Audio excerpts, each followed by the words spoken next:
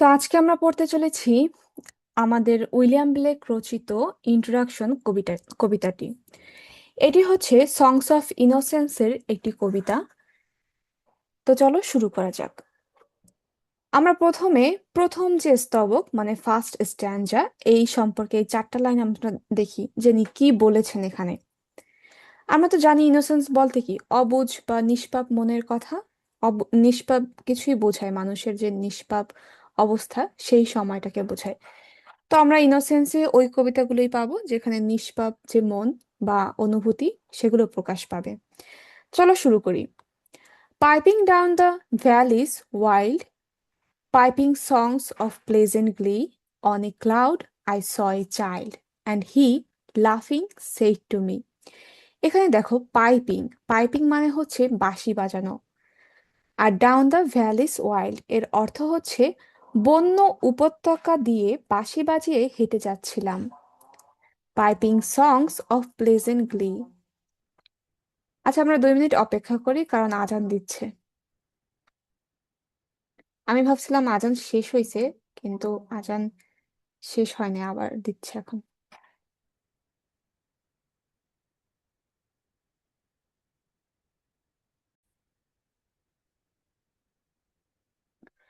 তো দেখো, এখানে আমরা প্রথম লাইনে কি বললাম যে piping down the valleys wild, এটা অর্থ হচ্ছে যে বন্য উপত্যকা দিয়ে বাঁশি বাজিয়ে হেঁটে যাচ্ছিলাম। যে লেখক তিনি আর কি বলছেন পাইপিং সংস মানে কবিতার যে ব্যক্তি তিনি আর কি বলতেছেন পাইপিং সংস অফ প্লেজেন্ট গ্লি। আমি আনন্দের সঙ্গে গান সুর করে বাজাচ্ছিলাম। এই যে বাঁশি থেকে গানের সুর বাজায়, তো সেই কথাটাই বলছে যে আনন্দের সাথে আমি গানের সুর বাজিয়ে বাজাচ্ছিলাম। On a cloud I saw a child, এবং মেঘের ওপর আমি একটি শিশুকে দেখতে পেয়েছিলাম বা দেখেছিলাম। অ্যান্ড হি লাফিং সেড টু মি, এবং সে হাসতে হাসতে আমাকে বলল। খুবই সহজ কিন্তু লেখাগুলো এগুলো। উইলিয়াম ব্লেক তিনিও একজন রোমান্টিক পোয়েট এবং তার লেখাগুলো অনেক সহজ বোধ মানে বোধগম্য ছিল, যাতে এই মানে যারা আর কি পড়বে তারা যেন বুঝতে পারে, সেই জন্য তার ভাষাগুলো অনেক সহজ। এখন দেখো এই যে চারটা লাইনে কি একজন ব্যক্তি তিনি বন্য উপত্যকার উপর থেকে বাঁশি বাজাতে বাজাতে নামছিল এবং বাঁশিতে কি আনন্দের সুর বাজাচ্ছিল। তখন সে মেঘের উপর একটা বাচ্চাকে দেখেছিল এবং সে ওই যে বাচ্চাটি সে হাসি মুখে তাকে বলেছিল, সে হাসতে হাসতে বলেছিল pipe a song about a lamb. এই যে চাইল্ড আছে না, এই চাইল্ড দ্বারা বুঝাইছে কিন্তু জিজাস ক্রাইস্টকে। এটা মাথায় রেখো যে চাইল্ড দ্বারা কাকে বোঝানো হয়েছে। চাইল্ড বলতে জিজাস ক্রাইস্টকে বুঝাইছে। মানে সে বাচ্চাটি তাকে বলছে যে pipe a song about a lamb, ভেড়ার ছানা নিয়ে একটি গান বাজাও। এটা তাকে বলছে যে ভেড়ার ছানা নিয়ে একটা গান বাজাও। So I piped with merry cheer, তাই আমি খুব আনন্দের সাথে বাজালাম। With merry chair. আরেকটু অপেক্ষা করো, আমি একটু আসতেছি।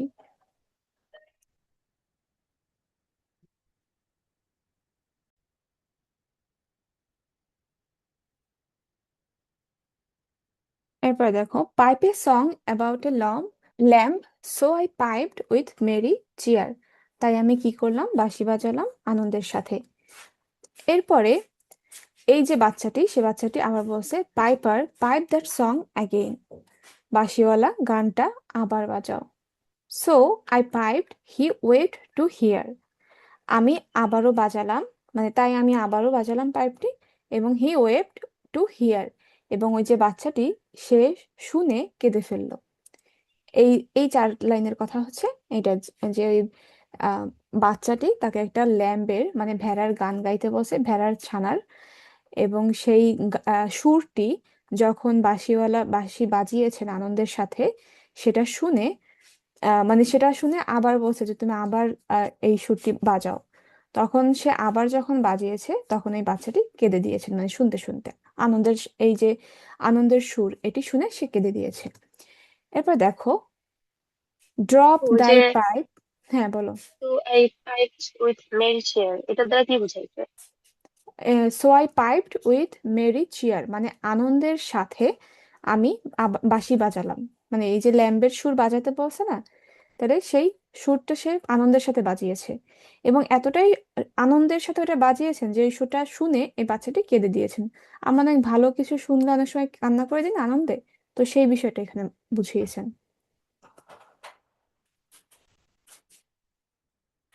বুঝছো?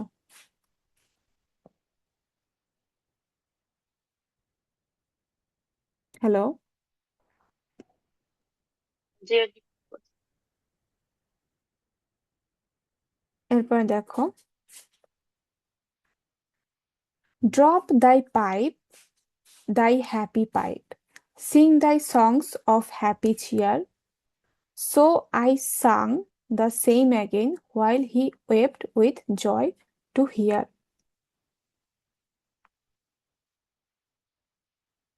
দাঁড়াও,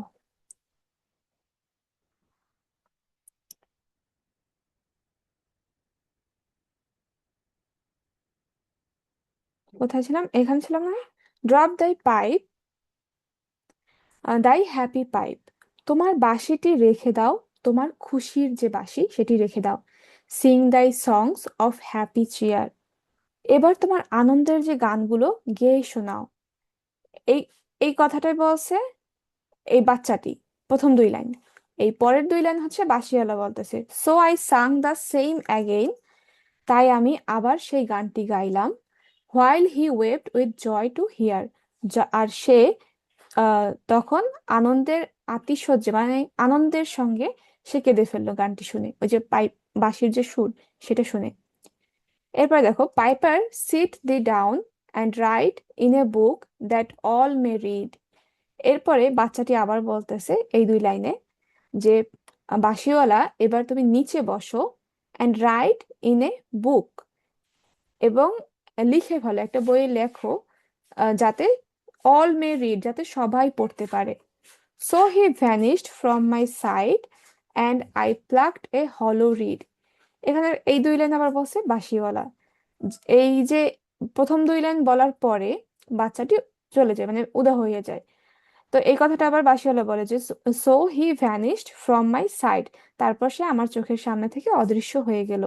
and I plucked a hollow read, আর আমি একটি ফাঁপা নল, বাঁশ বা খাগড়া ছিঁড়ে নিলাম। And I made a rural pen, এবং তা দিয়ে আমি একটি গ্রামীণ কলম তৈরি করলাম। And I stained the water clear, এবং স্বচ্ছ পানিকে কালি বানিয়ে তাতে কলমটি ভেজালাম। And I wrote my happy songs, এবং আমি আমার, এই দেখো, and I wrote my happy songs, এবং আমি আমার যে আনন্দের যে গানগুলো সেগুলো লিখে ফেললাম। Every child may joy to hear, যাতে প্রতিটি শিশু এটি শুনে আনন্দ পেতে পারে। এই হচ্ছে কবিতার মূল কথা। বুঝছো? মানে অর্থ, অর্থ করা, ই করা। এখন চলো আমরা দেখি থিম, এই বিষয়টা দিয়ে আসলে তুমি এখান থেকে কি বুঝছো বলো তো?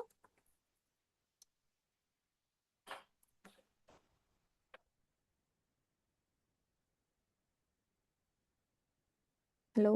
কিছু হ্যালো। বুঝতে পারছো? এখান থেকে কি বুঝতে হ্যাঁ, পারছো? বুঝছি। হুম, দেখো এখান থেকে আম বুঝলাম যে হুম, আচ্ছা আমি বলি তাহলে বুঝবা না আরো ভালো।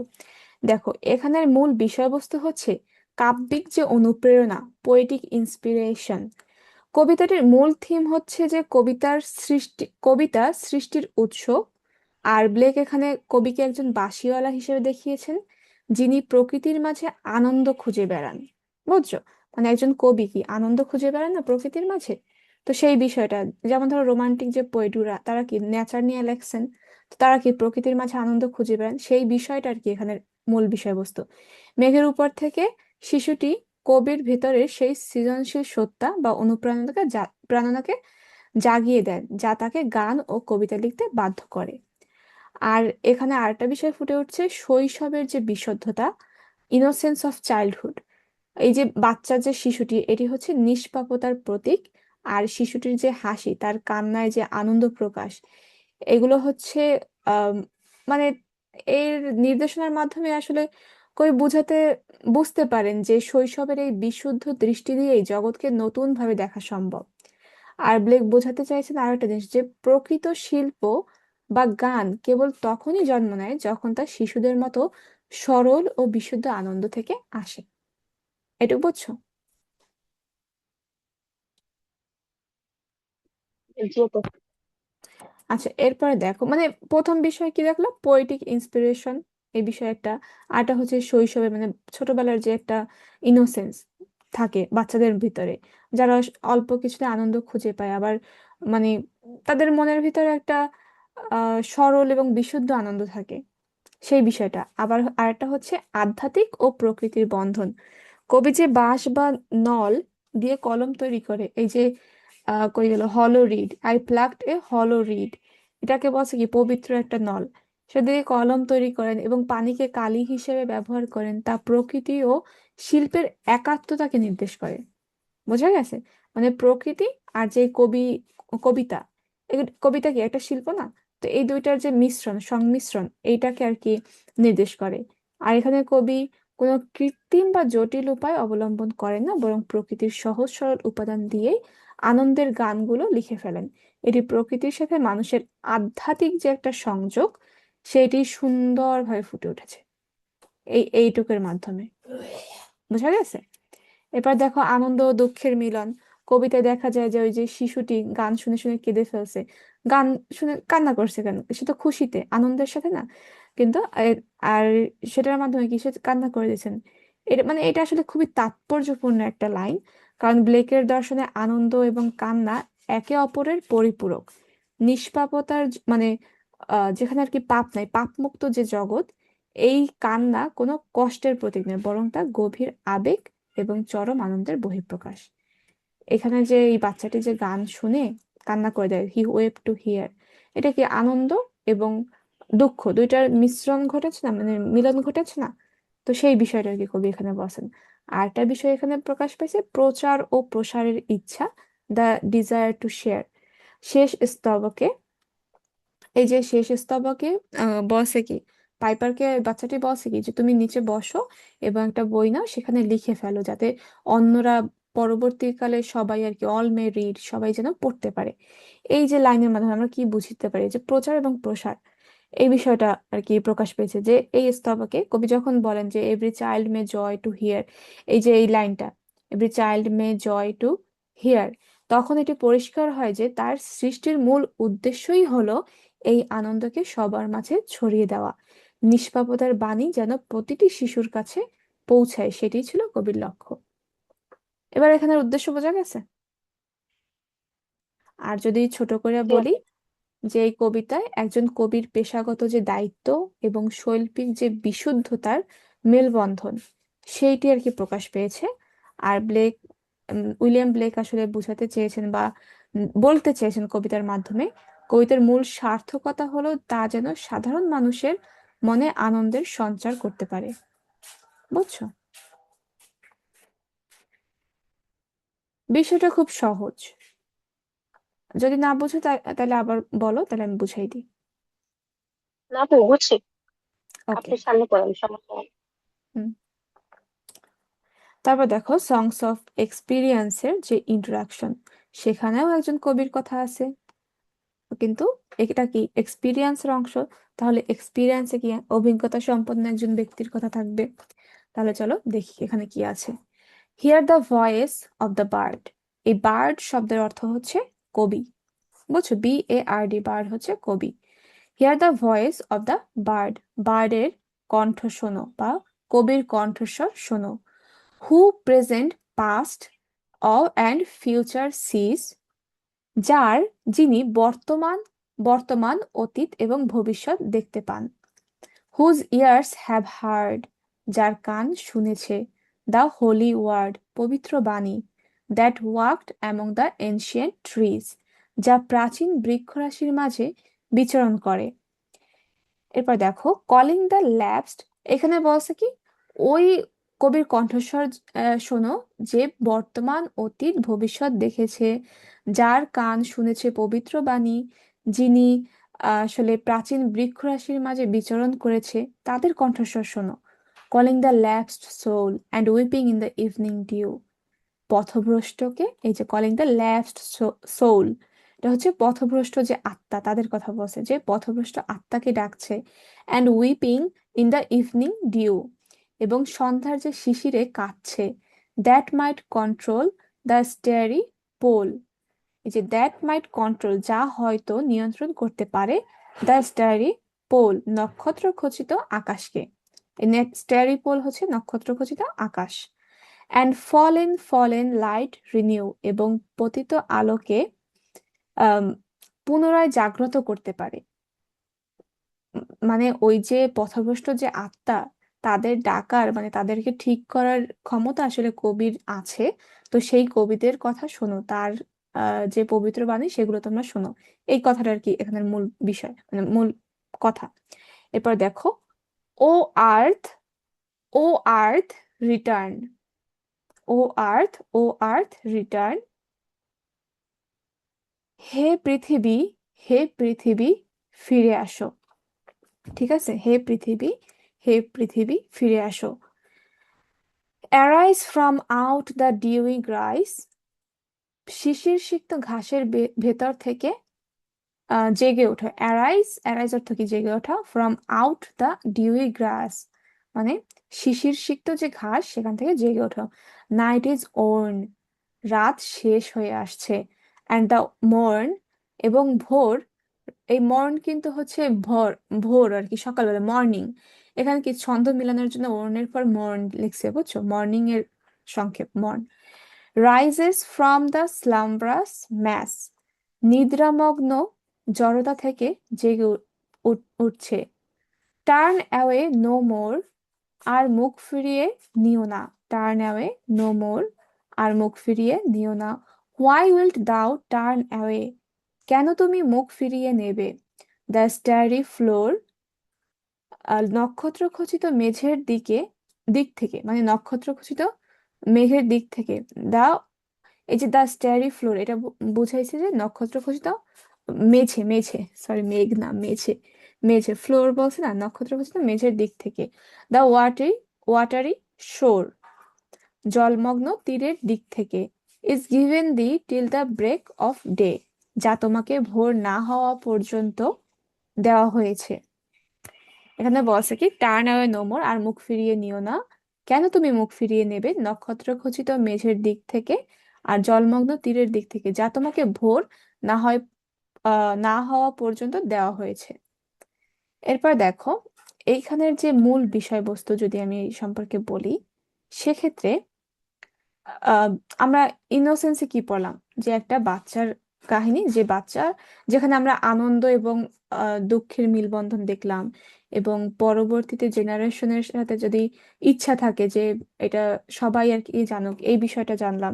মানে মানুষের যে একটা ইনোসেন্স অবস্থার যে ইচ্ছা আকাঙ্ক্ষা, সেই বিষয়টা আমরা ওইখানে তুলে ধরা হয়েছে। তারপর একটা বাচ্চার মাধ্যমে কি তাদের আহ মানে তারা যে অল্প কিছুতে অনেক কিছু আনন্দ পায়, আহ সুর শুনেও যে আনন্দ পায় এবং আনন্দের সাথে কেঁদে ফেলতে পারে, এই বিষয়টা আমরা পেয়েছি।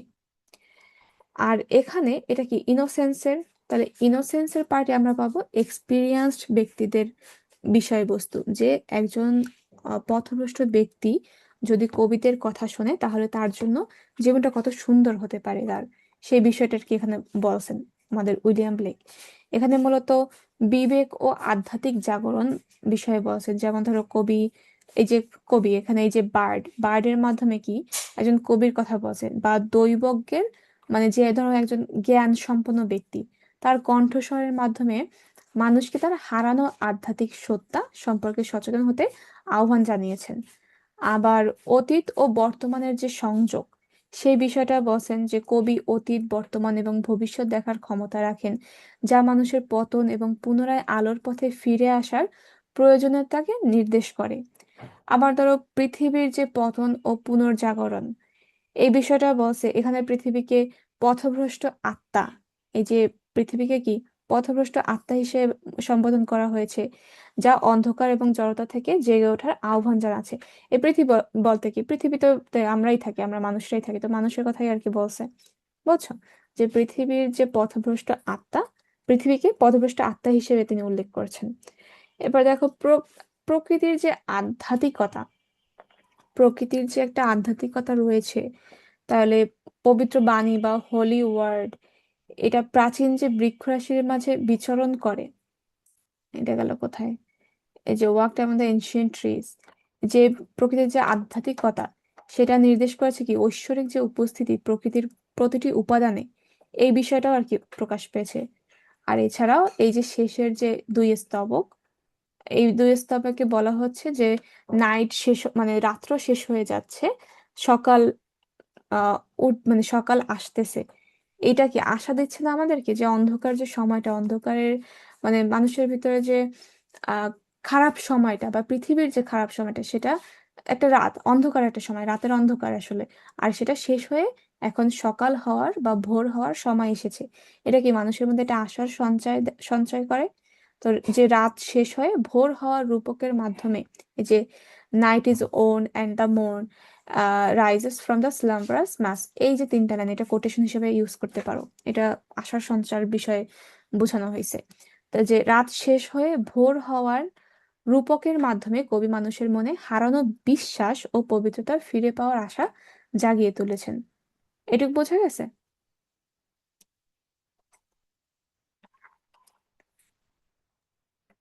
জি। এরপরে আচ্ছা, তাইলে তো বুঝতেই পারছো। এখন আর কেউ কি জয়েন হয়েছে দেখো তো।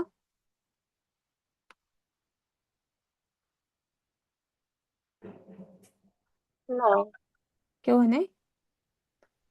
আচ্ছা, ঠিক আছে। না। এখন দেখো, আহ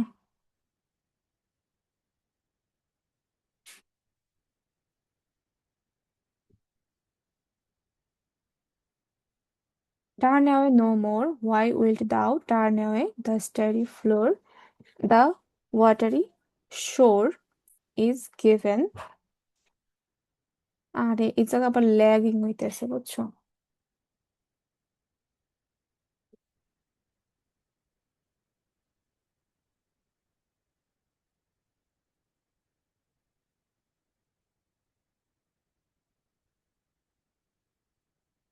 উম এখানে দেখো, এই যে চারটি, চারটি না, এখানে তো পাঁচটি লাইন।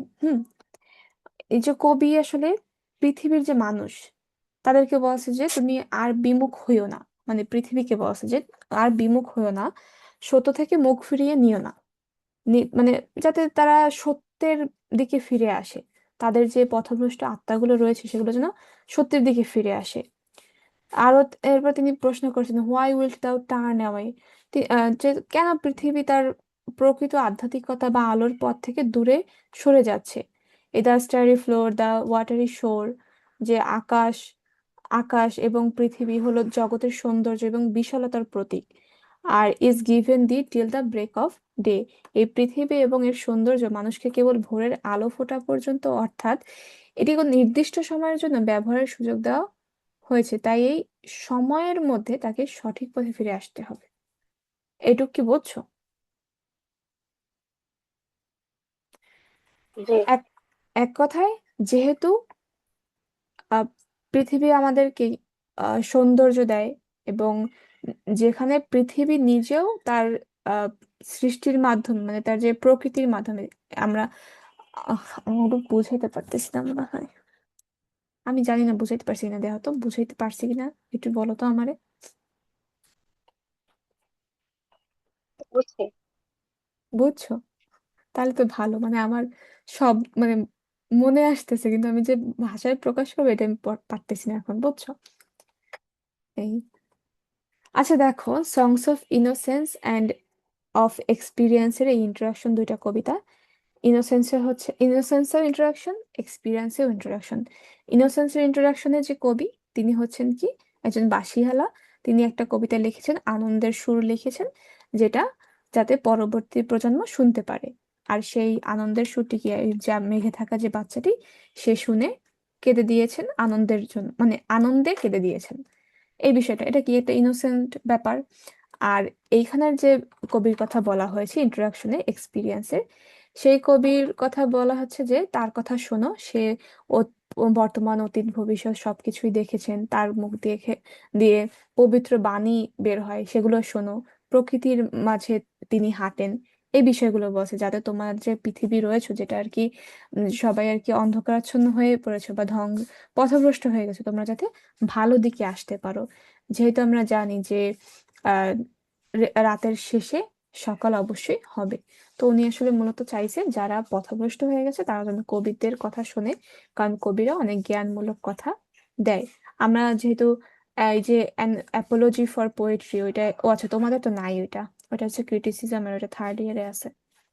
তোমাদের তো নাই না, তোমার সেকেন্ড ইয়ারে।